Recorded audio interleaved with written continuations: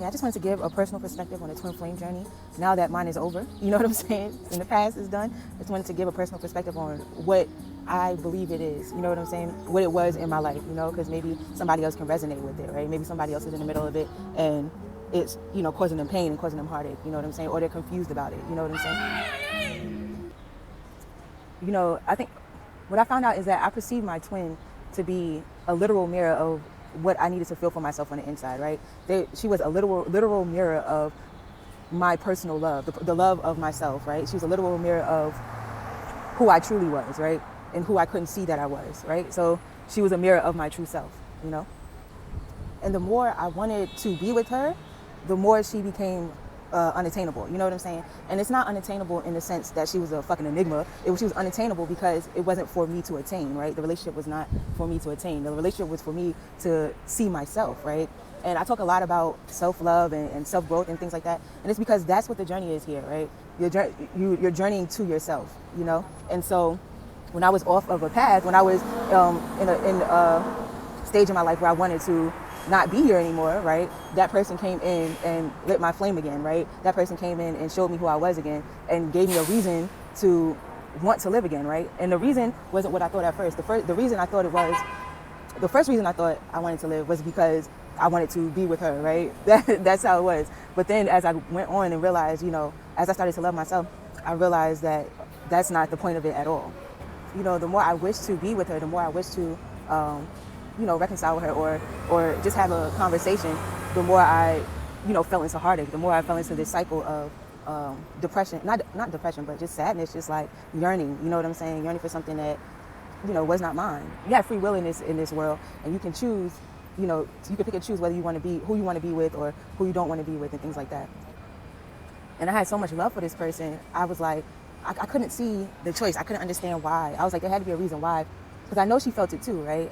She had to. Like, it was too big. It was too much for me to be the only one feeling it. It wasn't just unrequited love. It was something deeper than that, right?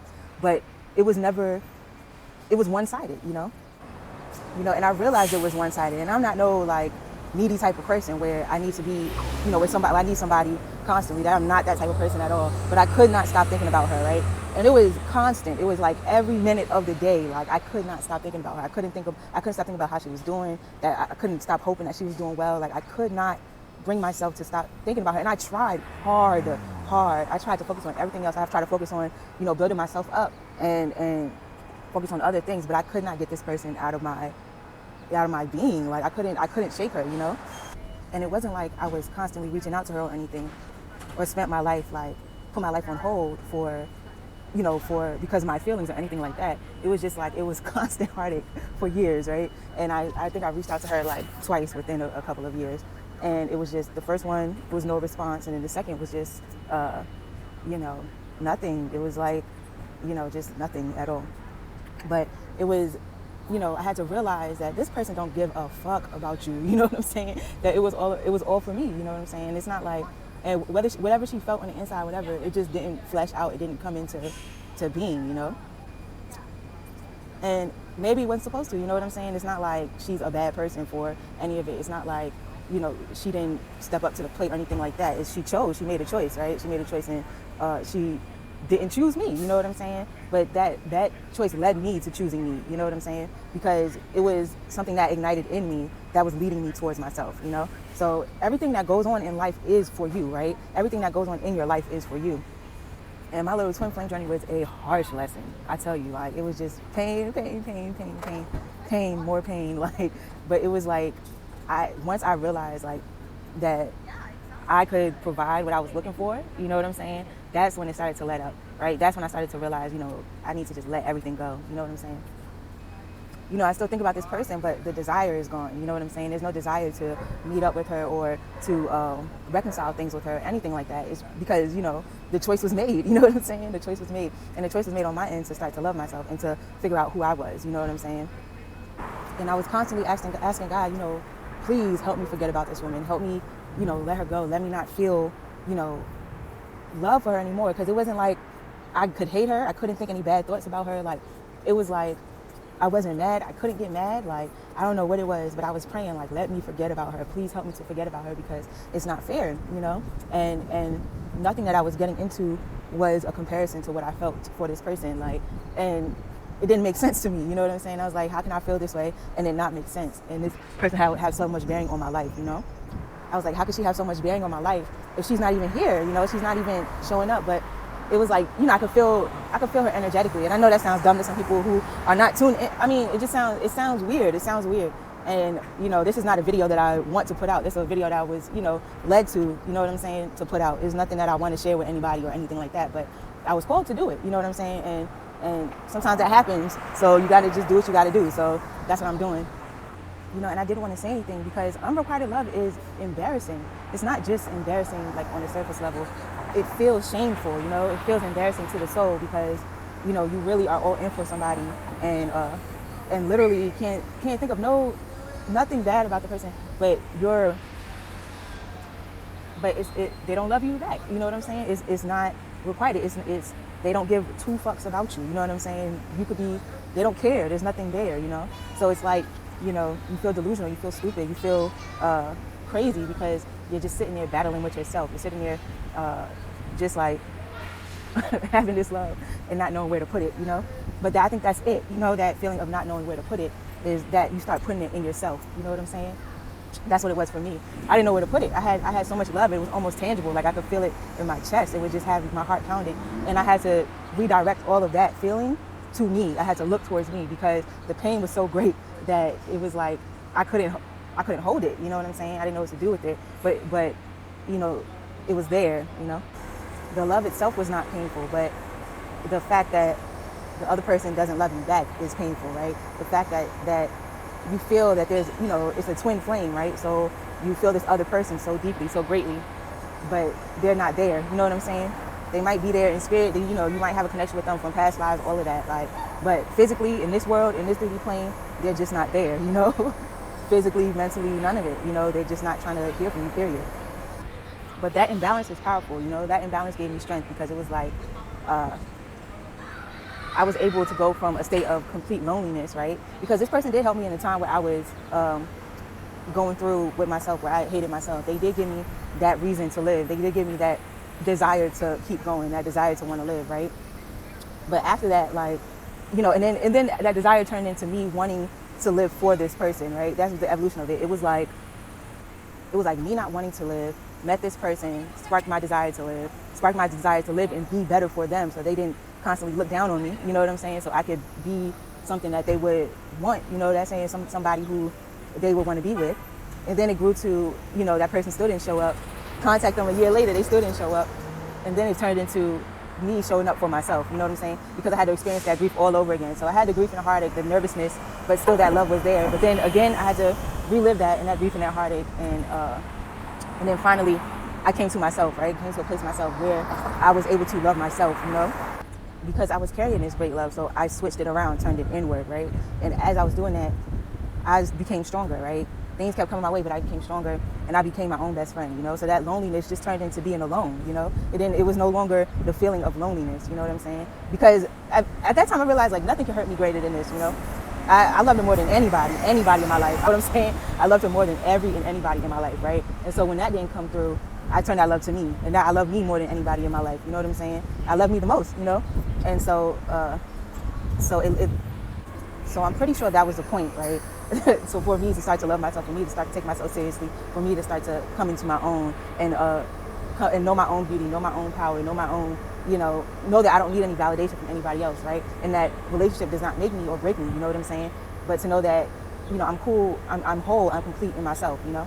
But sometimes, like, I wish that never happened. Like, honestly, like, I wish it didn't have to be that embarrassing. I wish it didn't have to hurt so bad. And it wasn't even embarrassing outside. Like, not a lot of people, nobody really knew about it, but it was, like, embarrassing to me. You know what I'm saying? I felt ashamed of myself for being in the situation, right? Because it was like, there was just nothing in return. I kept giving to a situation that there was nothing in return, right? And giving, not physically giving. I wasn't constantly reaching out to this person or anything, but giving energetically, right? Still holding on to love, still holding on to hope for something that was never coming to pass, you know? And it was just like, once I gave that up, it was a relief. But at the same time, like, I don't know if I still have more to let go, because I still feel salty about it sometimes. Like, and it's not that I haven't forgiven the person. Like, I forgave her because it's just like, I was never mad at her to begin with. It was just a frustration of like, like, why can't you see what I see? Like, but it was never meant for her to see what I see. I cannot force expectations onto people, right? You cannot force expectations onto people. People are going to experience life how they experience it. They're going to live life how they live it, But it was me, like, I was like, how is another person involved in my inner conflict? You know what I'm saying? And that was the embarrassment that I felt. That was the shame that I felt. And I just wish, like, sometimes I wish, like, or I be asking God, like, why did it have to turn out like that? Why did it have to be so hard like that? Why did it have to hurt so bad? You know what I'm saying? And like, I didn't want to tell nobody because it was embarrassing, right? It was something that was so personal, so deep, that it was hard to explain to anybody, But I did tell my best friend. I told people who, I told my best friend, and she used it against me. You know what I'm saying? She used it against me and got in contact with the person, and I don't know what the fuck she did, but I know what she did. You know what I'm saying? Like, there's ways of me knowing shit. Life has a way of revealing people's intentions, right? It has a way of showing, like, who's for you and who's not for you. And I just didn't realize that there were so many snakes around me. You know what I'm saying? There were so many people around me who just didn't wish me well. And it wasn't like I was doing the same towards them. Like, I wished them well and everything. I didn't come up against anybody. Family, friends, none of that. Like, none of that. But there were so many snakes around me. You know what I'm saying? So many. And to this day, it's like, I'm looking forward to the second half of my life. I'm 30 now. I'm looking forward to the second half of my life because I can see it now. You know what I'm saying? I'm wiser for it. I'm better for those experiences because I am so attuned to people's intentions. You know what I'm saying? And I'm not closed off. I'm not closed off to new love. I'm not closed off to love that I know that's coming in my life, because I love myself. You know what I'm saying? But those people could not handle me loving myself, because they needed me. They needed to feed off of me like parasites. You know what I'm saying? They needed to feed off of the love that I was giving to them and my insecurity. You know what I'm saying? Me feeling low made them feel better. Me pouring into them made them feel better. And that's what the friendships were based off of. That's what the love of the family was based off of. It was conditional because of that. And because I pulled out of that, they retaliated. They attacked. You know what I'm saying? Because the love was always conditional. So my best friend, it would have been like 15 years at that point, right? She's the one that I ended up telling, and she's the one that was going behind my back talking to this person, telling her God knows what, you know what I'm saying? But trying to sabotage the relationship.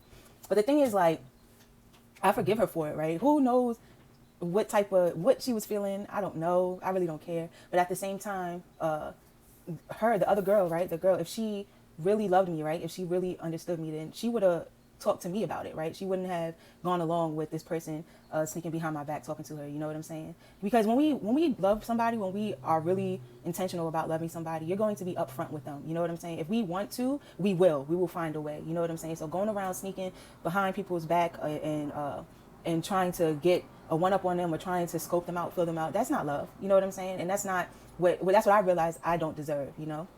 And so I will not take that. You know what I'm saying? If somebody actually loves me, they'll be upfront with me just like I was upfront with them, So it could be like other people sabotaging a relationship, or it could look like that, it could feel like that, but it's not that. You know what I'm saying? We sabotage ourselves, right? It would have been her, if she really loved me, if she understood me, if she understood where I was coming from, she would know that it was all love and that there was nothing else, So that's what I had to realize. I'm sitting here on the twin flame journey, like waiting for us to be in alignment, waiting for her to realize that I wish nothing but love for her, right? Waiting for her, waiting. And all this time, I don't know what's going on in her end, my friend sabotaging the relationship. But at the same time, like, all she had to do was be upfront with me, right? I wasn't seeing that effort needed to be reciprocated in order for there to be balance in a relationship. You know what I'm saying? In order for there to be a relationship. You know what I'm saying? So this is a tussle I'm having with myself. This is why it's so personal. This is why it was a reflection of what I deserved, right? And as she was not in my life, she continued to be a reflection of what I deserved, right? I continued learning from her, even though she was not in my life, And the ultimate lesson became, you deserve better. Angie, you deserve better, right? And that was not only from her, right? But from everybody in my life around me. You know what I'm saying? Everybody, or my family, I deserve better, right? I deserve better treatment from the people that were close to me, right? So they're no longer close to me. You know what I'm saying? Freeing myself from that journey was a declaration of independence. You know what I'm saying? Like, I realized, like, I have my own specific journey, right? And it's not connected to the people I was connected to before. It's not. And I'm talking about my family and my best friend, you know what I'm saying? Or my used to be best friend, they're the ones that would do anything, right, to gain control, just to gain control of my life. And they have everything. These are people that are very accomplished, right? These are people that have all the material things in the world, right? But they want to take what you have. But the thing is that they can never get what I have, you know, that satisfaction. And they know it. They know they can't get it. So they're trying to sabotage mine. You know what I'm saying? And I don't have a lot of material things. That's the thing. Like, there's no possessions that they can take away from me. So they're trying to screw with my peace of mind. You know what I'm saying? But that's the part of me that's anchored in eternity, right? That's the part of me that's anchored in true love. So that's the part of me that will love them off. You know what I'm saying? That's the part of me that they cannot change, right? No matter how hard they try, because my treasure is not here, right? My treasure is in love. So no matter how they try to come up against me, I can forgive them. I can love them. You know what I'm saying? And that's my power. You know, that's not a weakness. That's not coward. That's not a coward. I'm not being a coward for that. You know what I'm saying? That's my power. That I can love them regardless. You know what I'm saying? That's my power, that they are not as much as an influence as they think. You know what I'm saying? That's my power, that they're not as sneaky as they think, you know?